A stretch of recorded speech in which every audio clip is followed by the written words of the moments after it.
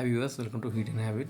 Today we are making soya chunks roast curry. First lit on the stove and get it on boil. After add some dry soya chunks in it and mix well. It will get soft and chewy. Mix well for 10 minutes and next drain the water and squeeze them. And next cut the onion into slices.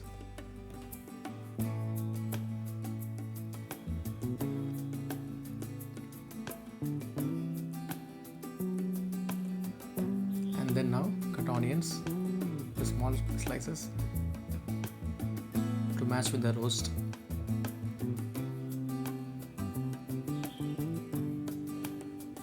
And now slice green chilies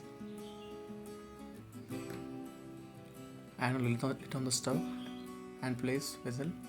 Add oil in it and then add cumin seeds and mustard seeds. Roast them and now add onions and green chilies and tomatoes. Now add that boiled soy chunks in it, mix well and add red chilli powder and required salt to it, mix well and add some Garam Masala and dry coriander powder, mix well. And now the soya chunks roast curry got ready. Enjoy yourselves and thanks for watching to Heat and Habit.